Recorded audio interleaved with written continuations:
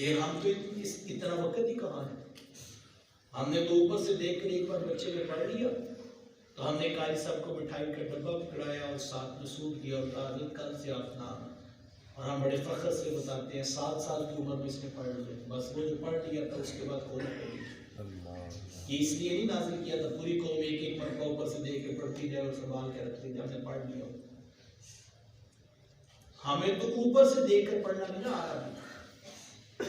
ذرا دیکھیے گا رب نے کس حد تک اس کام کو اہم سمجھا کہ قرآن سمجھنا ہے. یعلمہم الکتاب. اللہ نے اپنے پیغمبر علیہ السلام کے منصب کو بیان کیا کہ محبوب تو ان کو قرآن سکھا دے. سبحان اللہ. محبوب آپ ان کو قرآن سکھائیے. کن کو؟ جو پہلے سے عربی النسل ہے بغیر عراق. تو ہماری ضرورت کے لیے لگائے گئے کہ ہم اجمی لوگ پڑھ نہیں سکتے بغیر عراق.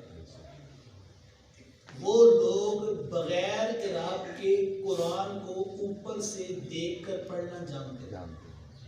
نسل در نسل عربی تھے. جس طرح ہمیں اردو سمجھ آتی ہے اس طرح ہم کو عربی سمجھ آتی ہے.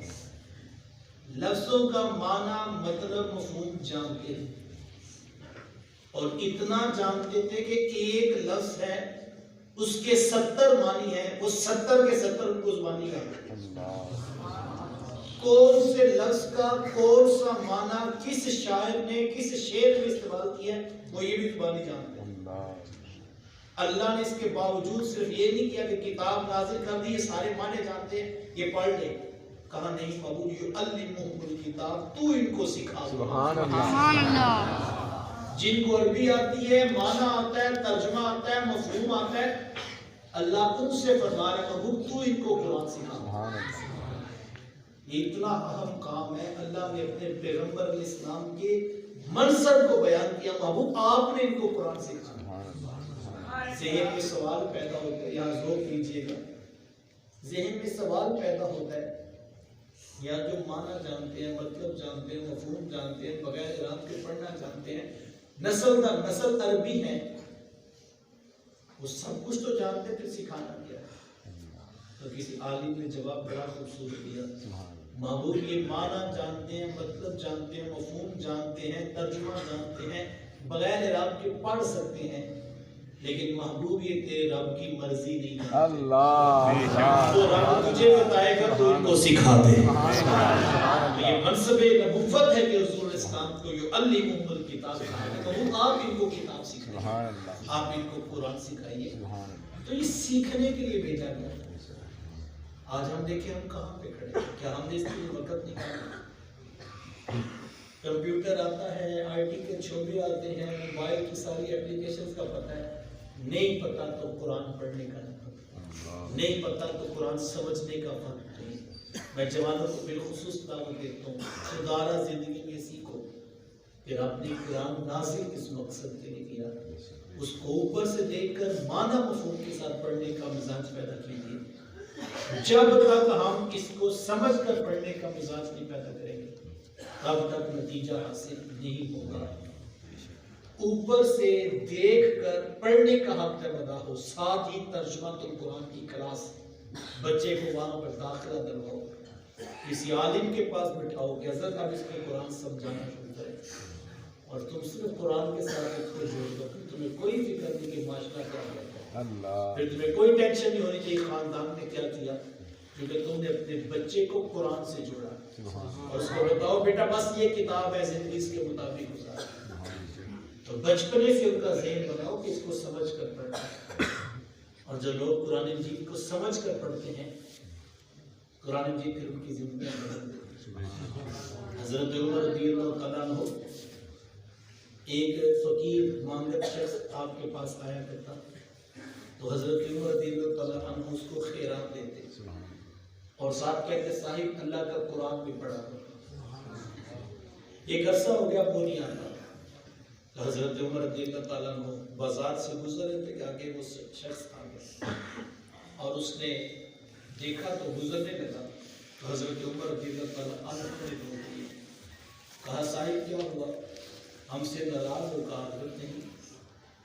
کہا اب کبھی آئے نہیں تم ملاقات کے لیے تو اس نے کہا عمر آپ کہتے تھے نا رب کا قرآن پڑھا کرو، عمر میں نے سونے رب کا قرآن پڑھ لیا، سبحان اللہ، اور قرآن نے مجھے آپ کے آگے سے اٹھا کے مانی کی دہلیز پہ، سبحان اللہ، اب میں کسی سے نہیں مانگتا، اپنے رب سے مانگتا، سبحان اللہ، ایک سجدہ جسے تو گرا سمجھتا ہے، سبحان اللہ، ہزار بندے سے آدمی کو دیتا ہے نجات، سبحان اللہ، ایک مالک کی دہلیز پہ جھکنے والا در بدر کی ٹھوکریں نہیں کھا سکتا، سبحان اللہ، لیکن جب پھر توکل اور تیکل قرآن سے لیا ہی نہیں تو پھر در بدر کی خاکی چھانے کا، سمجھ کر قرآن پڑھنے کا فیصلہ کیجیے۔ چوتھی بات، اور میں بات مکمل کرنی ہے، قرآن مجید کا چوتھا حق یہ ہے کہ اس کو سمجھنے کے بعد اس کے اوپر عمل کیا جائے، یہ بنیادی تقاضا ہے ہم سے۔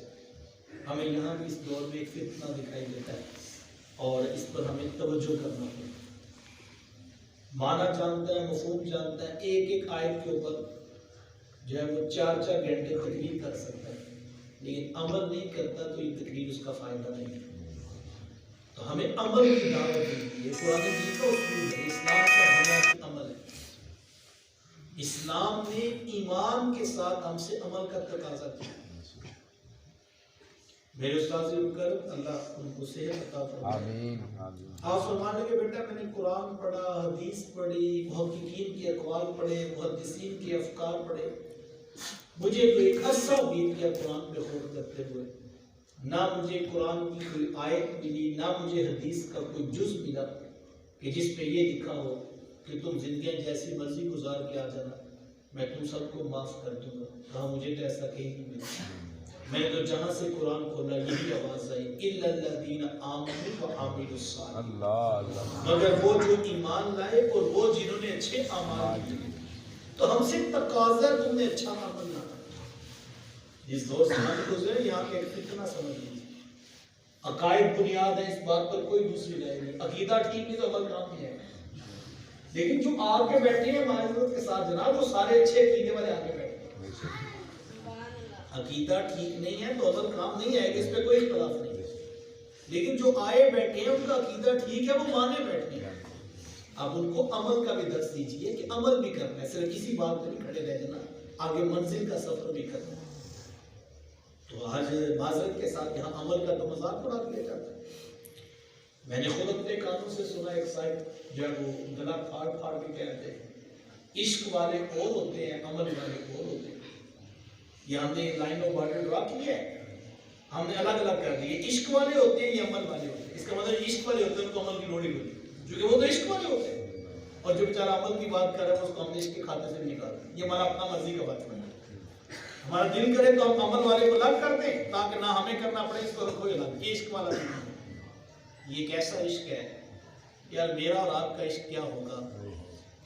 جو ممبر پر روڈ گرے تو گرم ہوتا ہے اور روڈ گرنے بند ہو جائے تو ٹھنڈا ہو جاتا ہے، یہ عشق ہوتا ہے، ٹھیک ہے۔ اور جب ٹائم لینے کے لیے فون کرے نا تو جب کلومیٹر ناپ کے ریٹ لسٹ پہ آتا ہے پتہ لگ جاتا ہے کتنے بڑے عاشق کا نمبر بنایا، ٹھیک ہے نا۔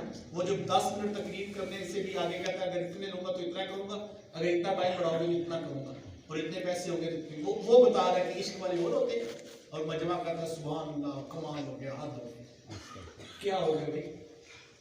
سوال یہ ہے کائنات میں ابو بکر و عمر عثمان و علی رضی اللہ تعالیٰ عنہ سے بھی بڑے کسی نے عاشق دیکھے نہیں، وہ جماعت صحابہ سبحان اللہ، کہ جن کے ایمان کو رب نے معیار قرار دے دیا اور کہا اگر ایمان لانا ہے تو ابو بکر و عمر جیسے، سبحان اللہ، وہ ایمان اتنا بڑا ایمان ان کا عشق یہ ہے، انہوں نے محبوب علیہ السلام کی مبارک زلف عنبری کا ایک ٹکڑا بھی زمین پہ نہیں گرا۔ اللہ، ان کا عشق اتنا کامل ہے کہ جنہوں نے محبوب علیہ السلام کے وضو کا پانی زمین پر نہیں گرا۔ اللہ، اچھا ان کا اگر عشق یہ ہے تو جانتے ہیں ان کا عمل کیا؟